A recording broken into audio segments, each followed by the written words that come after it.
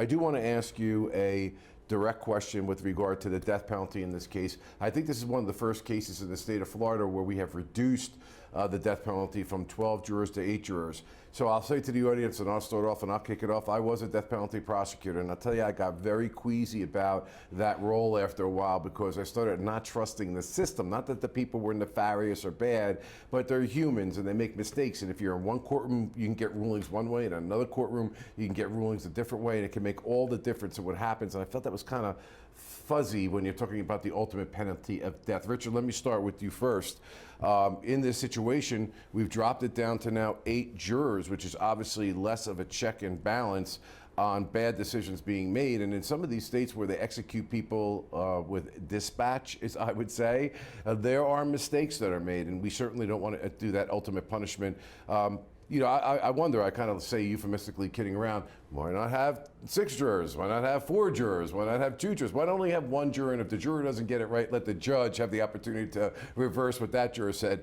And of course, I'm kidding, and I don't think that would be constitutionally permissible, but does it concern you that we're making this change?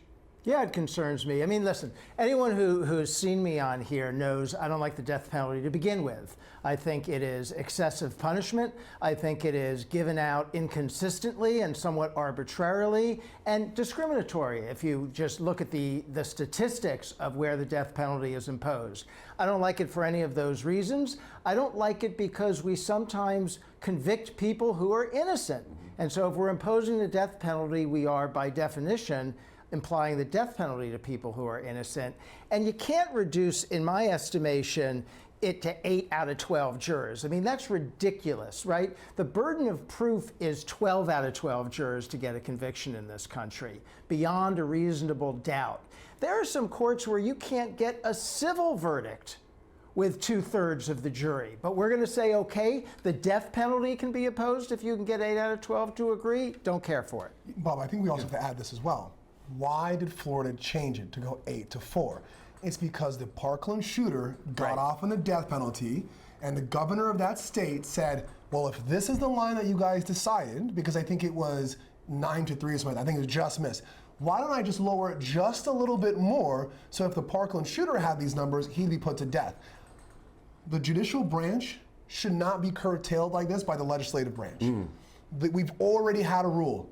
It didn't work. The Parkland shooter got off. I get it. I share your opinion when it comes to the death penalty, arbitrarily applied, whatever it is. And I thought to myself when I saw the Parkland shooter, I'm not a fan of the death penalty, but if it makes sense, if it's going to be the law of the land, I guess this guy is going to probably get it because of what he did. 17 people killed and 17 people injured, but the jury disagreed with me.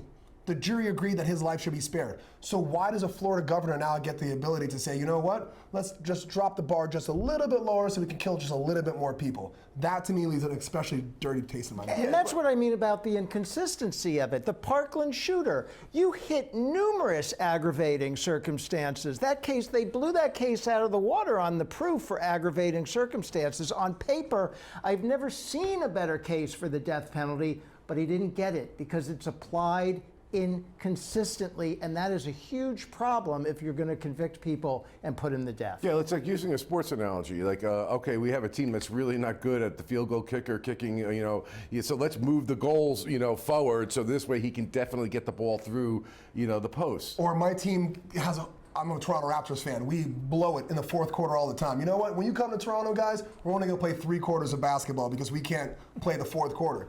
No, that's not. Get better prosecutors. Yeah. Argue the case better. Don't move the goalpost so you can execute people. That's not the way it's supposed to be. Yeah, if anything, it should make it more difficult. I think we all felt that as prosecutors. It should be more difficult. And even though we were trying those cases and we thought we should win them, we had no problems with the idea that we get that we're asking people to do something that in that case better be solid in the guilt phase, and it better have some serious aggravating factors. Another thing I noticed, and why I'm kind of not against for the death penalty right now, was during my case, I'm not sure if you guys have confronted stuff like this, but at a certain point in time, the victim's family, after a 2-year 4-year odyssey of a trial, said we do not want to go forward with the death penalty anymore. That is our feeling as the victims in this case, in which under the Victims' Crime Bill, we had to advance it. We got approval from our bosses to take it out of the death penalty. The defense clearly wanted it out of the death penalty. And we actually had a conversation with I had to get to an assignment judge